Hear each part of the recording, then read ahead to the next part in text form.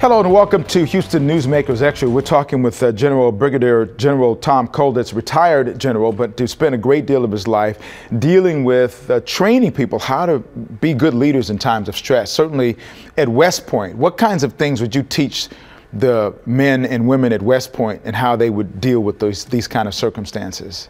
Well, one of the first things we would train them is to focus on the people they're leading and not on themselves. And what happens when you do that is that you don't feel as emotional. You know, you've got a task, you're helping other people, you're focused outward. When you stop and you focus inward, that's when you experience these negative emotions of fear and anger. And so people can control their emotions by staying focused on others and on the task. And I think you mentioned to me that Sutherland Springs, where we had this tremendous tragedy, that a small community like that might be better able to heal from this than others. Did I hear that correctly? I do believe that. I grew up in a small town myself, less than 1,800 people. And what you have in communities like that is a tremendous amount of mutual support in the community. Everyone knows everyone else. Right. People tend to have similar beliefs. And when we've heard about that, everyone knows everyone else, our first reaction is that's so sad and tragic that everybody is affected and impacted in that community. But by the same token, because they know each other, you think that's a better opportunity to help them in the healing process? It absolutely is. For people to be supported by close friends and others that they know, and to feel that common thread, that common stress, is much easier to deal with than when people feel isolated. Isolation is a bad place to go when you're hurting. In this whole process, when they're hurting like they are, to get over that, I mean, there's no real end to that. I mean, families obviously are affected by that for the rest of their lives. As a leader, what should be the goal to determine, okay, how effective I can be in helping this community get over the hump, so to speak? Well, I think the first thing that a leader needs to provide is a way ahead, a view of a way ahead.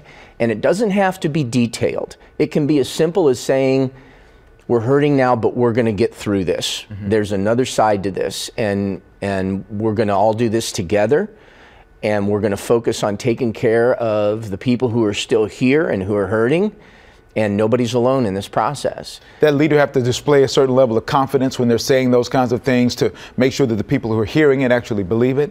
Absolutely, absolutely, and people want to hear it. You know, people aren't skeptical about an optimistic way ahead all the time. They really do want to hear it, but somebody has to say it. And often the people who are hurting the most are just not in a position to say it. We also have this big problem. Right after this happened, we heard the president say, well, this is a mental health problem. And other people would say, well, no, it's not. And then we have a lot of people saying, well, it's a combination of both. But in this politically polarizing environment that we are in right now, what kind of leader is going to step forward to try to get us to a point where we can actually solve some of what's happening in this country, like what's happening in Sutherland and Las Vegas and Newtown? Well, it's a very complex problem, and I think the people who are saying it's multiple facets are the ones who are really correct. What it's going to take is a bipartisan effort by a functional Congress to get this done. But in the meantime, I think it's very important that leaders don't fall into the trap of single-dimensional solutions, because there's a couple things about that. First of all, people know it's not that simple, and so they don't think it's going to work. But secondly, they become angry.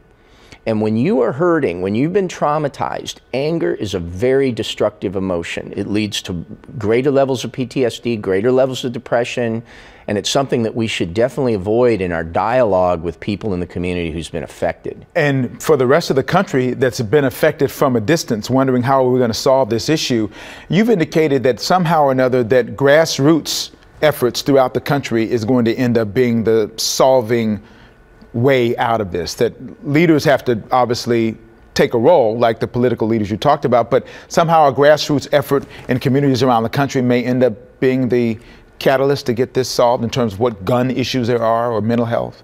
Well, I think so. I mean, that's how a democracy works. And we're now in a better position than we've ever been with social media and other forms of communication to make those grassroots initiatives real and to make them heard. And I think our elected officials will be responsive to that.